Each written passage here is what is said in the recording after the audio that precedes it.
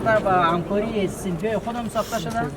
در این اینستیتوت ساخته میشه. هم همکاری نجاری بوده و همچنان با همکاری استادای اینستیتوت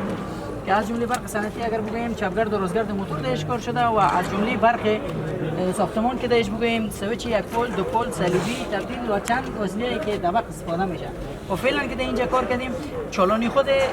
امی برد ماست که چالانی خود برد ما توسط مگنت کار شده و قسمی که اینجا فشار میدیم داخل برد ما چالان میشه در زیر سنسور نصب کنیم شخص میبینه مکمل اطراف گروپای چالان میشه و در ضمن اینجا برق آمد داره دو رقم دیش ما میتونیم استفاده کنیم و یک برق مستقیم داره که مکمل ما را برق میده و یک برق دایرکت یک دایرکت داره یکی استاد برق تست داره و تست ما مثلا اگر یک پروژه یک شاگرد مثلا ترمیم میکنه او شارت میباشه اینجا به ما دیگه سیگنال میده که اینی شارتی است مثلا خود شاگرد برق نمیگیره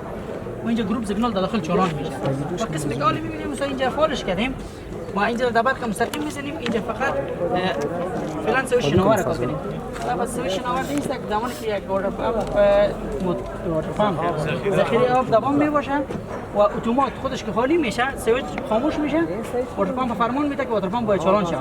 زمانی که واتر پمپ خودش مکمل تانکی آب پر شد مکمل دوباره فرمان میده واتر پمپ که واتر پمپ باید خاموش شه و اینجا ما فقط به حیث یک گروپ استفاده کنیم که گروپ خاموش روشن کنیم واتر پمپ نداریم به جای گروپ وقت موتور یا پمپ روشن واتر پمپ باید روشن شه لازم فوتوسیل کار کنیم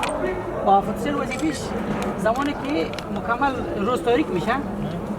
خودش فرمان میده که مکمل برق یک تعمیر روشن شود در اطراف تعمیر که گروپایی که هستن فرمان میده که روشن شود و مجردی که روشنی آفتاب سرش چالان روشنی میتابه خودش فرمان میده که مکمل گروپا باید خاموش شود و در اینجا دیگر قطعات هم داریم که از جمله آیفون است میتر دیجیتال داریم میتر آنالوگ داریم آیفون است و ریلی ضربی جریان است تایمر است همچنین مکمل یک وایرینگی که در یک ساختمان کار میشه وظیفه‌اش که است هوا را کش میکنه و هوا را خارج میکنه بلاک سلندر وظیفه‌اش که است در آنجا جای خراب صورت میگیره توسط یک کشاف چهارخانه تو میخوره کرنتر جایی است جای منطقه است جای است در آنجا موبلاین در آنجا کانال ذخیره خود چی است موبلاین این چیزا سکینی سفر توسط از اون خود کنشان یک پروژه داره این دیگر مای برک از منبع خود از پایدل شروع میکنن پایدل وظیفه‌اش که است در خود چی یک راد داره پمپ میکنه پمپ کرد خود دبا پمپ میکنه وایکم توسط ماستر سلندر وقتی که پمپ کرد وایکم توسط از این پایپ ها در خود پشت ما میده